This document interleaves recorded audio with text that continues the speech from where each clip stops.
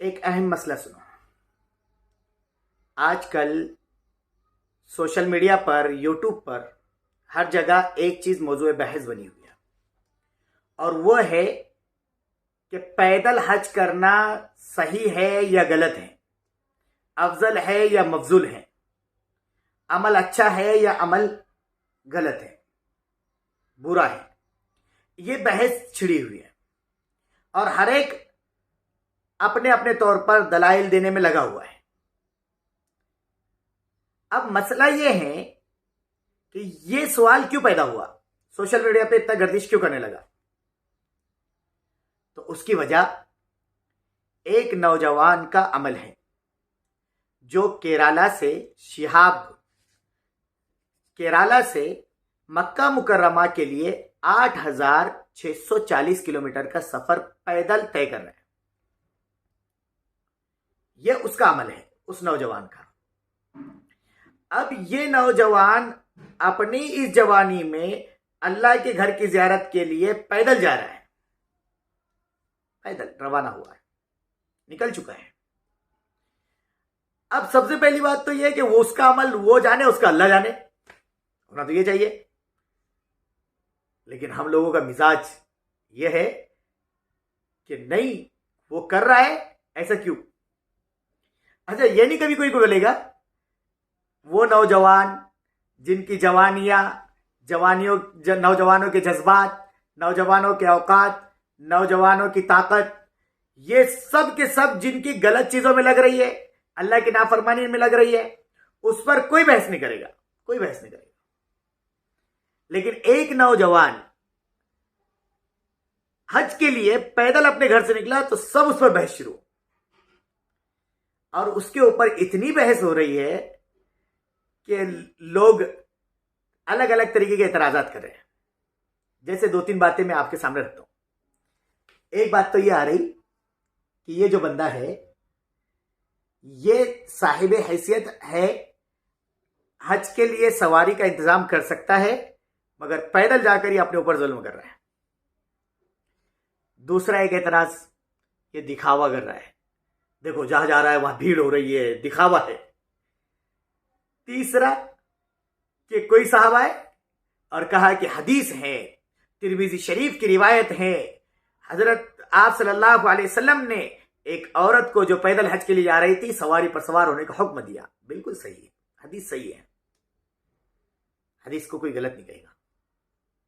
लेकिन ये तरह तरीके के एतराज, इसके अलावा भी और भी एतराजात होंगे, लेकिन मैं 3 बातों की तरफ आपको इशारा करूं। सबसे पहली बात तो ये नौजवान जो साहिब हैसियत है फिर भी पैदल जा रहा है, ये अपनी इस्तेताअत पर अमल कर रहा है। पैदल जाने में ये जुल्म नहीं कर रहा, ये उसकी ताकत में है, उसके बस में है, वो चल सकता है। पैदल चलने पर अल्लाह रब्बुल इज्जत की तरफ से उसकी मदद हो रही है, पैदल चल रहा है, कोई तकलीफ नहीं है, तो उसके लिए पैदल जाने में कोई नुकसान नहीं। इमाम अबू हनीफा रहमतुल्लाह अलैह ने ऐसे आदमी के लिए कि जो इस्तेताअत नहीं रखता चलने की, उसको बीमार होने का डर है, वो कहीं भी जाकर बीमार हो सकता है, अगर रोजे हो तो रोजे रखकर वो पैदल चलने में उसका नुकसान हो सकता हो, ऐसे आदमी के लिए पैदल चलना उन्होंने मकरूह करार दिया। ये अल जवाहरतुन नय्यरा के अंदर लिखा हुआ है, मकरूह है लिखा। लेकिन एक आदमी इस्तेताअत उसके अंदर है, वो चल सकता है, जिसने ट्रेनिंग ली है, कई दिन तक मश्क की है, वो आदमी अगर पैदल जा रहा है तो वो अपने ऊपर जुल्म नहीं कर रहा। हाँ, ये हो उस वक्त में कहते जुल्म कि ये बंदा चलता, अब इसको तकरीबन 50-55 दिन हो गए और ये 1000, 1500, 2000 किलोमीटर का पैदल सफर तय कर दिया। हमारी जैसे तो उसकी ताकत नहीं है, अल्लाह की उसके साथ मदद है कि वो बंदा रोजाना 25 किलोमीटर चल रहा है। हम तो 2-5 किलोमीटर चलेंगे और फिर क्या होगा, चलने के बाद में एक दिन चल भी लिए 2-5-10 किलोमीटर तो दूसरे दिन हिम्मत ही नहीं होगी। लेकिन वो बंदा चल रहा है, इसका मतलब यह है कि उसको उससे कोई तकलीफ नहीं है, उसने सारी चीजों की मश्क करके अब निकला है। तो ये बात तो बिल्कुल बेजा है, बेकार है। कोई इसकी हैसियत नहीं है कि ये बंदा अपने ऊपर जुल्म कर रहा है। नहीं, ये जुल्म नहीं कहेंगे इसको। दूसरी बात, ये दिखावा कर रहा है। ये भी कितना बेकार है। तरह से भीड़ जमा हो रही, तो ये दिखावा हो गया। सबसे पहले तो आप कोई पैमाना लेकर नहीं बैठे हैं किसी के इखलास को टटोलने वाले। उसके दिल में कितना अल्लाह का डर है और कितना उसका इखलास है और वो वाकई कितना अल्लाह के लिए कर रहा है, ये आप कोई नहीं होते उसको टटोलने वाले। और रह गई कि उसके जगह जगह पर इस्तेकबाल, उसके लिए लोगों की भीड़, ये तो बल्कि और एक एतबार से फायदेमंद है नौजवानों के लिए। क्यों? इसलिए कि जब एक नौजवान अपनी जवानी में अल्लाह के घर के लिए पैदल जा रहा है तो हजारों नौजवानों के जज्बात को उसने उभारा है और कितनों के दिलों के अंदर उसने हज का शौक पैदा किया है। और हमारे अहले वतन भाइयों के दिलों में एक अजमत इस्लाम की और इस्लाम के इस रुकन की एक अजमत दिलों में पैदा हो रही है। तो होना तो ये चाहिए था कि उसको सराहते, उसकी हौसला अफजाई करते, नहीं है कि उस पर इल्जाम लगा दिया दिखावा कर रहा है। क्यों? तो दिखावा इसलिए कि उसको जगह जगह लोग उसके लिए भीड़ लगा रहे, नौजवान उसके साथ चल रहे। ओ भाई, तुम्हें क्या तकलीफ है उससे? तुम्हें कौन सी तकलीफ है? कुछ तो ये तक कहने लगा, देखो वो अपनी इस होलिये में और वो लोग उसके लिए भीड़ को लगा के फिर रहे। अच्छा, मैं आपको एक बात बताऊं, हदीस से बात कर रहा हूं।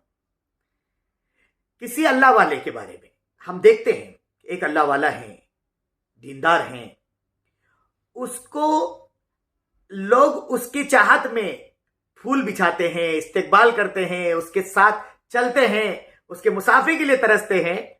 तो हम उसके बारे में क्या कहते हैं? कहने लगे, देखो ये मकबूलियत अल्लाह की तरफ से आई है, अल्लाह की तरफ से मकबूलियत है। इसलिए कि रिवायत में है, रसूलुल्लाह सल्लल्लाहु अलैहि वसल्लम ने बयान फरमाया। क्या बयान फरमाया?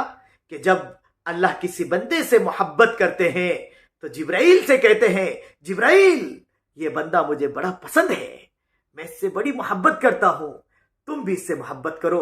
वो फरिश्तों में ऐलान करते हैं, फरिश्ते भी मोहब्बत करने लगते हैं, यहां तक कि दुनिया वालों में के दिलों में उस बंदे के ताल्लुक से मोहब्बत डाल दी जाती है। क्यों भाई? ये जो एक अल्लाह वाला जो बुजुर्ग हसीती है, बस उसी के साथ खास है।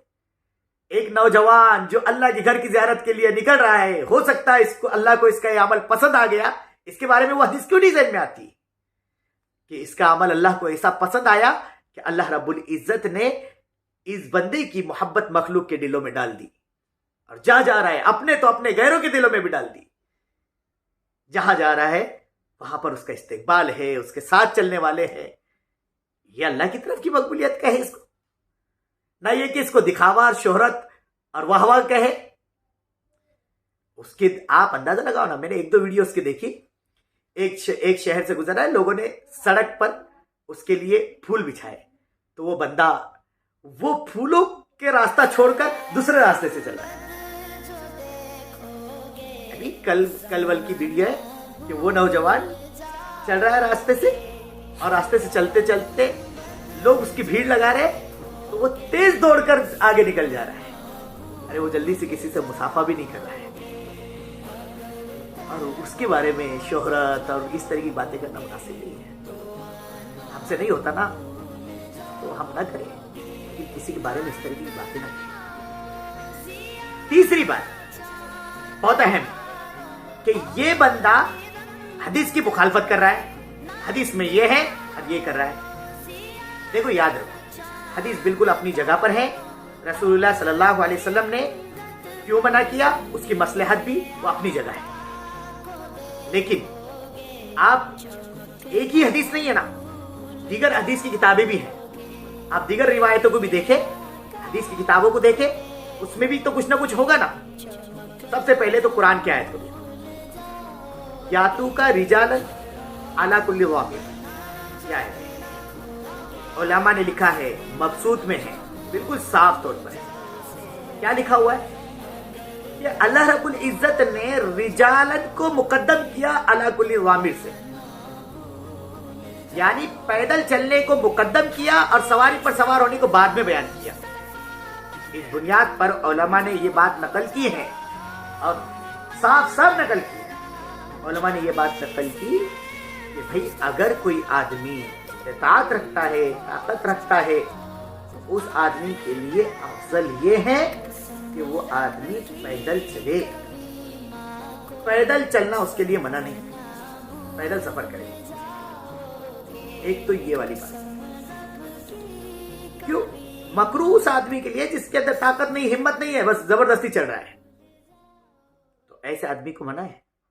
लेकिन जो आदमी चल सकता है उसके लिए तो इजाजत दी गई है। यही नहीं, बल्कि आपको मैं और बात बताऊं, इसी बात पे नहीं, एक तो यह है कि कुरान करीम के अंदर भी है। हजरत अब्दुल्लाह इब्न अब्बास रजी अल्लाह अन्हु मुफस्सिर हाजिल उम्मा है, कहते हैं आंखों की बिनाई चलेगी, कमजोर हो गई, तो अफसोस करते थे, कहने लगे सब चीजों को कर लिया लेकिन एक चीज का अफसोस हमेशा रहेगा। अपने बच्चों से कह रहे हैं हमेशा अफसोस रहेगा। क्यों? कहने लगे कि पैदल हज नहीं कर सका, पैदल हज नहीं कर सका, इसका अफसोस हमेशा रहेगा। क्योंकि रसूलुल्लाह सल्लल्लाहु अलैहि वसल्लम ने दो अलग अलग रिवायत है। देखो, एक तो यह है कि मक्का से अरकान हज पैदल करे, और एक है कि पैदल हज करे जिसमें मिन मक्का नहीं है बल्कि मन हज्जा इला मक्का, बस मक्का तरफ जाए, पैदल जाए। जिस आदमी ने हज किया उसमें कोई कैद नहीं है, मिन मक्का है या कुछ नहीं। तो उस रिवायत को पेश किया कि अल्लाह जो आदमी पैदल हज करेगा, रसूलुल्लाह सल्लल्लाहु अलैहि वसल्लम ने बयान फरमाया कि उसको हर कदम पर हरम की नेकियों में से एक नेकी मिलेगी। किसी ने पूछा या रसूलुल्लाह वो हरम की नेकियों में क्या है, तो आपने फरमाया 1 की 700, और हरम की नेकियों को 1 की 700 और 1 लाख के बराबर है। एक नेकी 1 लाख के बराबर, तो 700 7 करोड़ के बराबर नेकियां मिलेगी हर कदम पर, ये पैदल चलने पर। हजरत अब्दुल्लाह इब्न अब्बास रजी अल्लाह अन्हु को अफसोस था। यही नहीं, बल्कि हजरत आदम अलैहिस्सलाम ने अल्लाह रब्बुल इज्जत ने हिंदुस्तान में उतारा। हिंदुस्तान से हजरत आदम अलैहिस्सलाम ने 40 हज पैदल किए, 40 हज पैदल किए। हजरत हसन बिन अली रजी अल्लाह अन्हु, इन्होंने 25 हज अपनी जिंदगी में पैदल किए। उन्होंने 40 हज पैदल किए, इन्होंने 25 हज पैदल किए। बल्कि अगर थोड़ा सा बर्दाश्त करने की ताकत हो तो मुस्तदरक हाकिम के हवाले से अबू सईद खुदरी रजी अल्लाह अन्हु की रिवायत है कि रसूलुल्लाह सल्लल्लाहु अलैहि वसल्लम और आपके सहाबा ने मदीना से मक्का जो सफर किया वो पैदल हज किया। ये सारी चीजें हैं, इसलिए हम अपने जहनों को वुसअत दे, और अपने से हो सकता ठीक, नहीं हो सकता तो कम से कम किसी के अमल को गलत करार ना दे, बहस ना करे, खुश हो। अल्लाह रब्बुल इज्जत हजारों फितनों को दफन करने का जरिया बन सकता है, खुश होना चाहिए। उसके अमल को उसके ऊपर छोड़ दे, नहीं अगर खुश हो सकता, जब तक अगर नहीं अपने से मुआफकत होती ना तो मुखालफत भी मत करो, दरखास्त है ये। इसलिए कि मेरे भाइयों, ये जो सारी चीजें हैं ना, अल्लाह के एक नौजवान बंदा, न जाने कितने लोग उसके उस अमल की बुनियाद पर कितने लोगों को हज की तौफीक मिलेगी और कितने लोग हज बैतुल्लाह करेंगे। पता भी चल रहा है, अपनों को, गैरों को, सबको पता चल रहा है कि इस हज एक ऐसा अहम रुकन है कि जिसके लिए अगर हजारों किलोमीटर का पैदल सफर करना पड़े तो वो भी करने की इजाजत है। इसलिए ये सारी चीजों से, बहस से अपने आप को हटाकर मेरी सबसे दरखास्त है, सबसे, कि भाई इन चीजों के अंदर ना पड़े। किसी की दिल शिकनी हुई है तो मैं माजरत चाहता हूं, मेरा कोई मकसद किसी का दिल दुखाना नहीं है, लेकिन फतावाबाजी और इस तरीके की बातें करना किसी के बारे में मुनासिब नहीं है। बल्कि अल्लाह रब्बुल इज्जत से दुआ है, अल्लाह रब्बुल इज्जत उस नौजवान शिहाब के, अल्लाह रब्बुल इज्जत उसकी इस कुर्बानी को कबूल फरमाए। और हम सब के लिए अल्लाह रब्बुल इज़्ज़त उसके इस अमल को हम कबूल फरमाकर अल्लाह रब्बुल इज़्ज़त हम सबको हज बैतुल्लाह की सादत नसीब फरमाए। ऐसे ही नहीं दोस्तों, बहुत बड़ी कुर्बानी है, कैसे हालात से उसको जाना है, अल्लाह उसका सफ़र आसान करे। इसलिए मेरी सबसे रिक्वेस्ट है, सबसे दरख्वास्त है, इन सारी चीज़ों के अंदर पढ़ने के बजाय अपने आप को थोड़ा सा अल्लाह की तरफ मुतवज्जह करें, दुआ करते रहें। ठीक है, इंशाअल्लाह करेंगे ना सब, इंशाअल्लाह। अल्लाह हम सबको अमल की तौफीक अता फरमाए। व आखिरु दावाना अनिल हम्दुलिल्लाहि।